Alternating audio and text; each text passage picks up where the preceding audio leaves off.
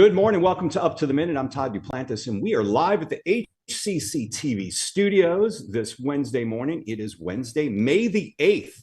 Hope you're enjoying May so far. My co-host this morning, Dr. Lana Pagao, she's joining us live from the Northwest College. Good to see you, Lana. Good morning. Yes, it is hump day.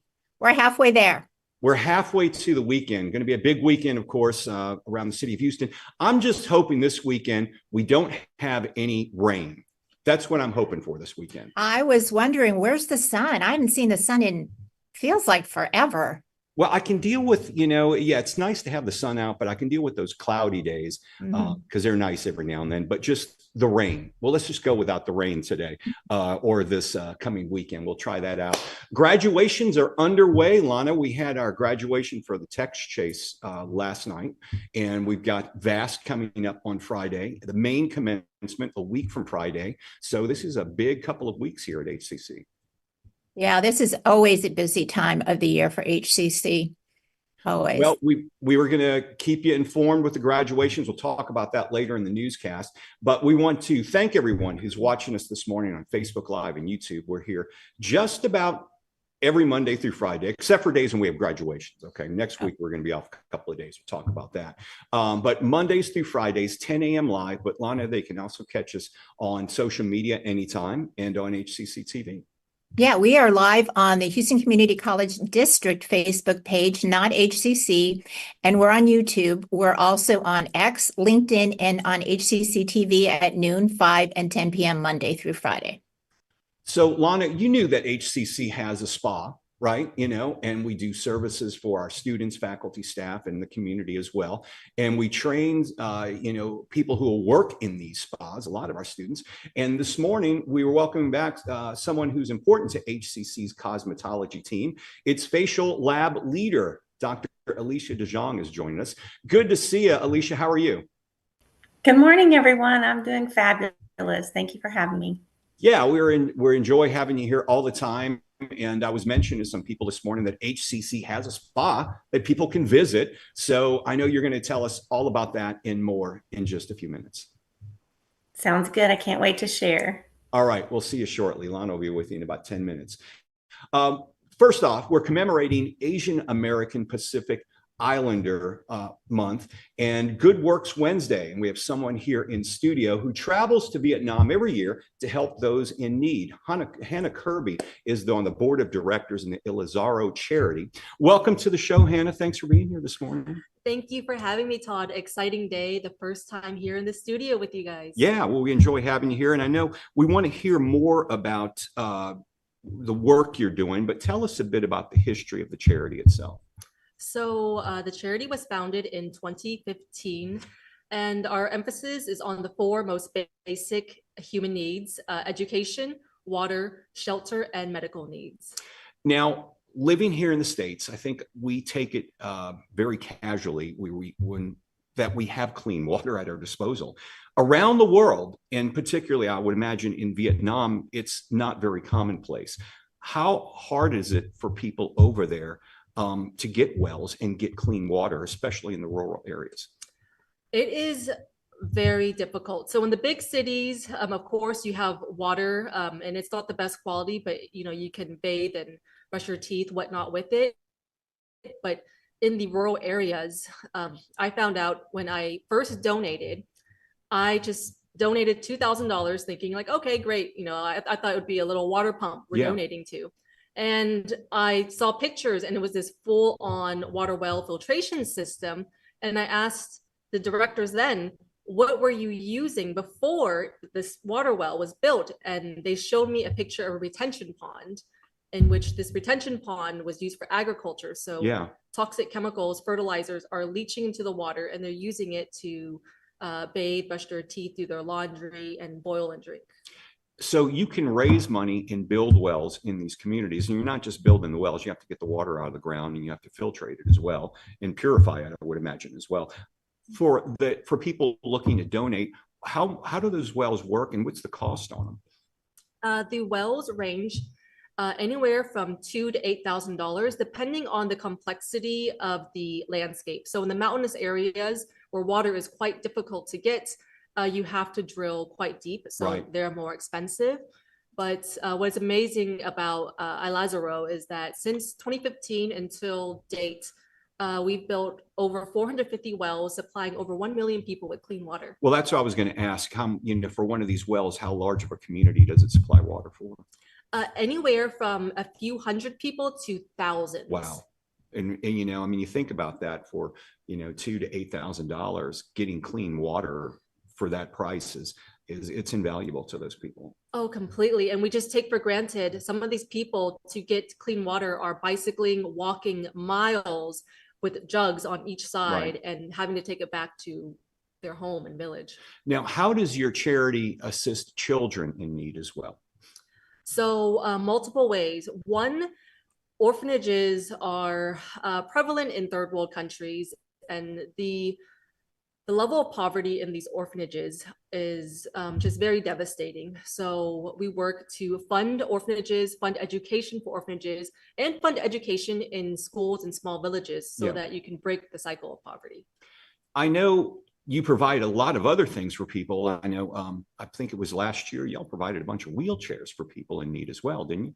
We did. So medical supplies has been something we've added on in the last few years. And in terms of wheelchairs, eye surgeries, open heart surgeries, you name it, if there's a need, we're going to find a way to fund it.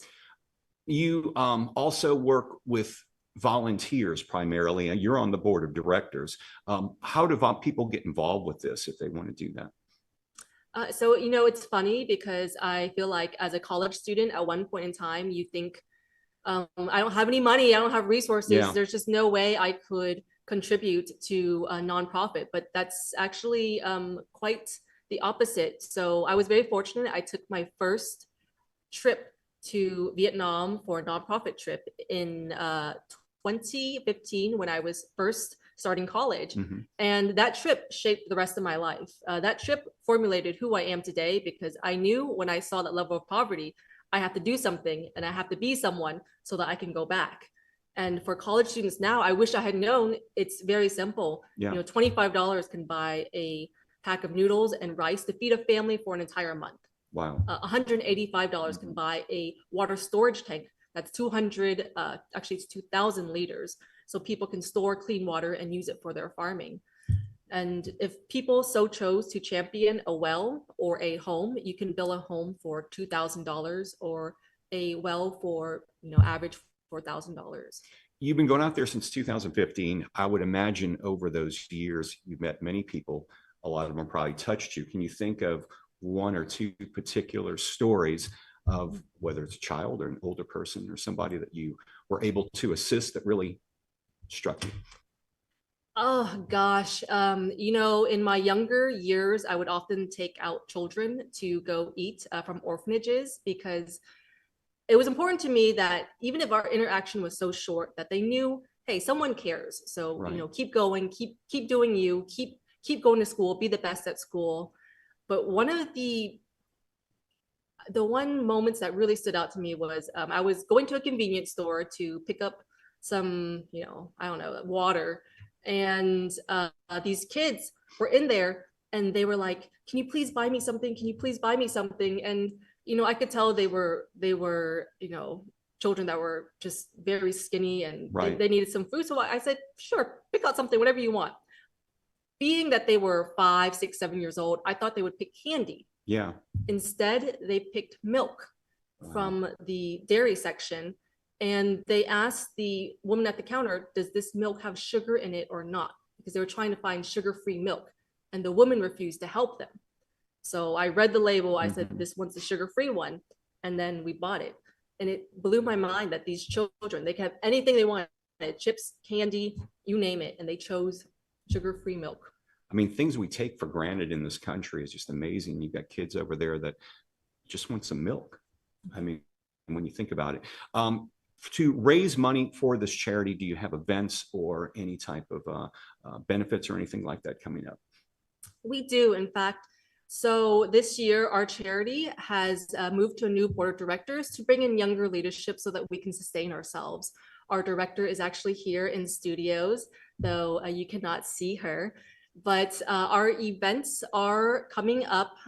We are planning to have a gala at the end of this year. Okay. And so we'll let you know and stay tuned on dates. Great. Well, we'll have all your information.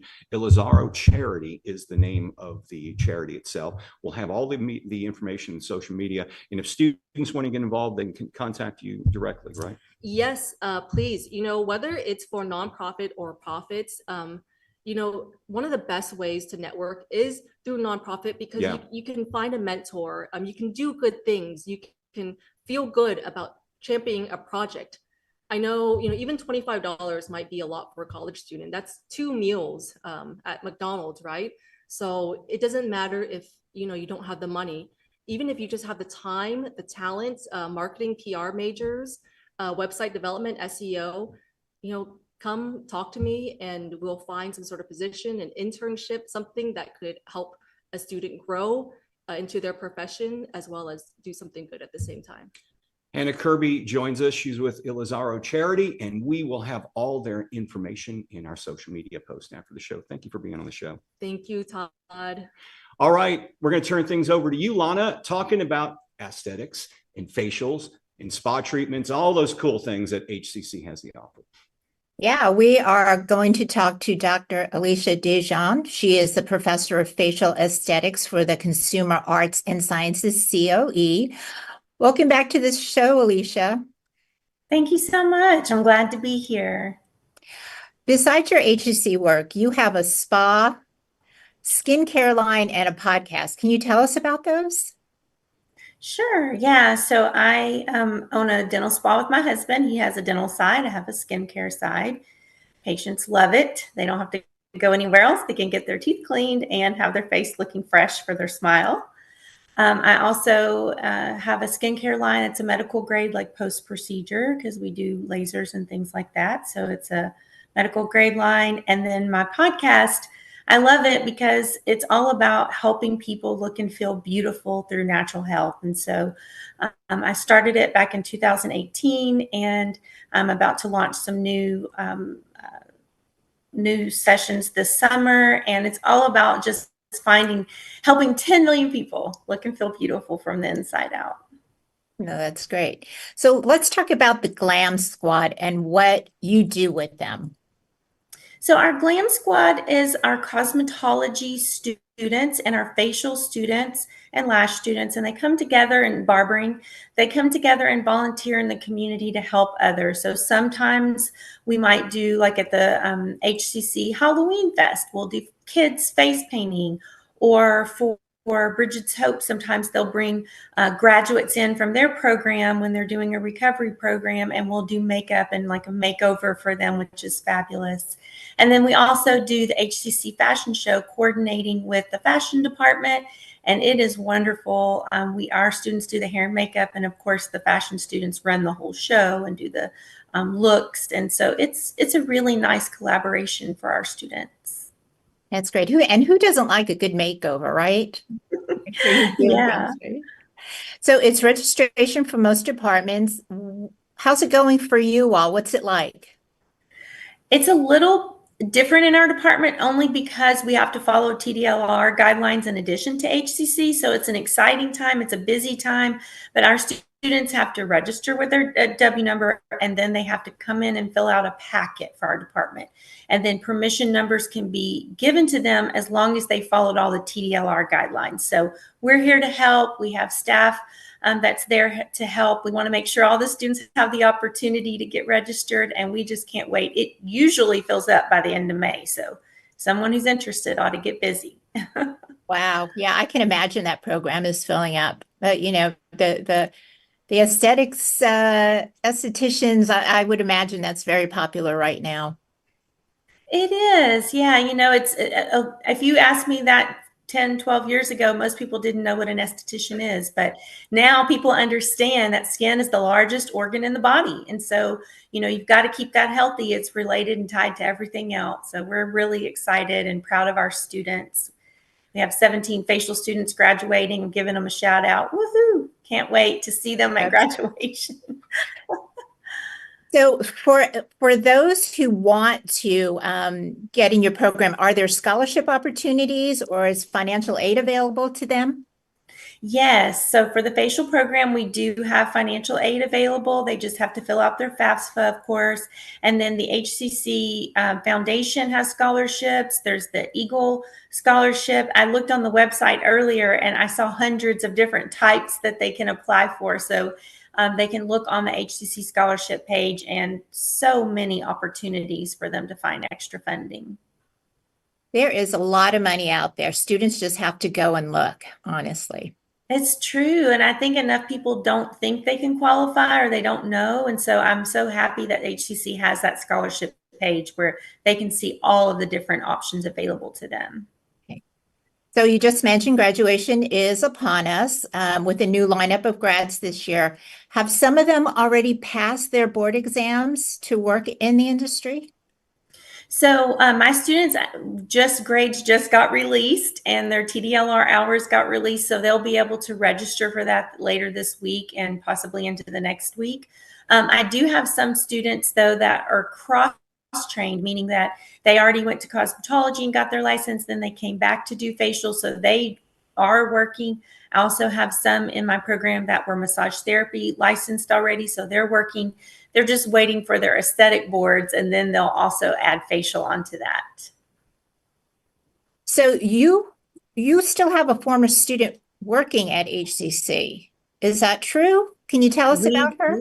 Yes, we do. We're so proud of her. It's Professor Taylor, and she graduated from the facial program as well as the teaching program. So she is a wonderful teacher. She teaches the night students, and I'm just super proud of her. She's an amazing mentor for them because she has her own practice. She's actually has an acne assassin boot camp. Like that is her big thing. She can clear skin. So we're super happy to have her as part of our team. So what are some of the most popular procedures or the work that people come in to see you for? So in our lab, we do full service. We do facials, we do waxing, we do lashes, we do brow tinting. We love to help people, renew their skin. So we have chemical peels and microdermabrasion. I would say like our European facial is probably the most popular because obviously our volunteers are so sweet to help our students and they come on their lunch hour. So they're giving up their lunch hour, their lunch break. Students are coming between classes. So they're just here to relax and we're here to help them do that. Okay, what is a European facial as opposed to, I don't know, an American one? So European facial, I was taught at the European Institute of Aesthetics. So that's where I learned all of my fun techniques and I passed that on to the students. And it's just a lot more massage focused, I think. So there's a massage throughout the entire facial rather than just one section of massage. So it's really nice. Wow. So out in the real world, what is the most popular procedure right now? Is it eyelashes? Is it the getting their eyebrows done or Morpheus 8?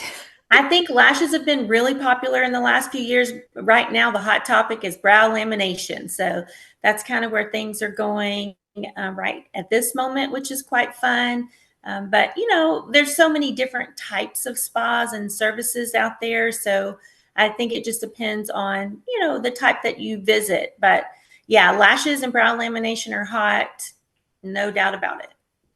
Well, I can tell you from somebody who does go to facial spas, I do have my favorite estheticians and I am loyal to them. And when I can't get them, I'll wait forever to get an appointment with them. So I know how important it is to do great work and learn how to do really good things for people. Absolutely. And our students, it's really interesting to watch like where they go and what they end up, going into. Because with aesthetics, they can do so many things. Like at the very last session, we had a former student who came and she taught sugaring with me. And so that was really fun. A lot of the students were very interested in that because it's more of a natural form of hair removal. So we had some that didn't know what it was, and now they can't wait to be a superstar sugarer. And you're right. People will wait because they trust you, you build relationships. And so it's a really nice business to go into, the beauty business. Yeah, it really is. Well, thank you, Dr. Alissa Jongh, HCC Professor of Facial Aesthetics. We'll have your information in our post after the show. Can I have one more shout out? Absolutely. Miss Britton, our chair Britton, she told me today that we're super excited because we have our first dual credit barbers graduating this semester, and we are just so proud of them. So I just want to give them a shout out from all of us at the cosmetology department. That's fantastic. Thank you. Thank you. Have a great day. Bye-bye. All right. Thank you both. And of course, Lana, it's not just ladies that go into those facial spas. You guys go there as well. Yeah. I got to tell you, my dad, he goes with my mom to get his pedicure. He loves it. It's so funny. Never would have thought. I've had a pedicure once. That was it. No more. Yeah. Not going to do that. But anyway, we digress. I've got a few announcements we want to go over before we wrap up today's show. One of them, a virtual studio reception, is happening this week. HCC's virtual gallery will hold an artist reception to give away awards at art, drawing, graphic design, and digital media. There's an artist reception. It's today, 11 a.m. to 1 p.m. And it's at the Reality Collab at HCC Central Campus. Check our post after the show for more information. And we have a women's mental health group as well. Yeah, this group knows there are some things only another woman can understand. So this offers a safe space to discuss those subjects.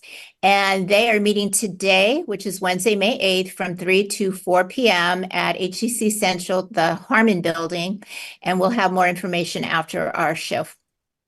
We got something pretty cool going on out at the Northeast College. It's our Truck Rodeo Championship. It's HCC's Automotive Center of Excellence will host its annual Truck Driving Championships, also known as the Truck Driving Rodeo. That's right. It's a competition with industry partners hosted by HCC's Northeast College. Professional truck drivers from various industries will participate in a skills competition followed by an award ceremony. It's 10 a.m. to 2 p.m. Saturday, May the 18th at HCC's Northeast campus. Check our post or our events calendar and our post after the show for more information. And it's that time of year where we are now accepting Instructional Service Awards nominees. Yeah, HCC is now accepting nominations for the Instructional Service Awards for 2023-2024. So please nominate your outstanding colleagues or yourself, and you can submit more than one nomination. The categories are outstanding faculty leader, outstanding faculty member, outstanding instructional administrator, outstanding instructional services staff member. Excuse me. And the deadline for submissions is noon Wednesday, May 29th, and we'll have more information in our post after the show. Okay, Ableton Live Workshop is happening. Students can learn how to make music with Ableton in this workshop that touches on music theory, creating beats, sampling, remixing, and using Ableton Live's unique session and arrangement views. It'll be led by Grammy-winning HCC professor Nate Robinson. It's from 9 a.m. to 1 p.m. Saturdays, June the 8th and the 15th. It's at HCC's Northwest Spring Branch Performing Arts Center. Registration information is in our post after the show. And we've got summer and fall registration happening as well, Lana. That's right. You want to get those classes in for fall before they fill up. It is now, fall registration has now officially started with regular and smaller semesters offered in a variety of programs. Like all of HCC's courses for the summer and fall, they are offered online anytime, online on a schedule, hybrid, which is both face-to-face and partially virtually, in-person and hybrid labs. And to learn more about HCC programs, start dates, and options to cover costs, go to hccs.edu/apply. Okay, tomorrow on the show, HCC's new head of the QEP program will join us. He's replacing Darren Baskin, and he'll be talking with Sharday Campbell, who's hosting the show tomorrow. And as we continue to observe Asian American Pacific Islander Month, as well as Thursday Family Fun Day, we'll bring in the Pacific War Museum. We'll discuss its 1940s inspired tea party for Mother's Day with a charming 1940s fashion show and showcasing World War II military trends. I know there's a lot on the table with that, but it should be a good segment. We were talking yesterday on the show about tea sandwiches. Have you ever had those, Alana? I love tea sandwiches. See, I love the high tea as well, going to an afternoon tea. Yeah, I've had the tea sandwiches. I've tried the cucumber thing. I thought it was mayonnaise on it, but I'm hearing it's cream cheese. Cream cheese. Yeah. So that's how much I know about. And there's also other things. I mean, is it a sandwich? Is it a donut? I really don't know. Crumpets. Right. Right. So anyway, we'll learn all about that tomorrow as well. You're on the show next week. When are you on Wednesday, Tuesday? I believe on Tuesday. Okay. All right. Well, we'll see you then. But thanks for being here, Lana. And thank all of you for joining us this morning live on Up to the Minute. We'll be back tomorrow morning at 10 a.m.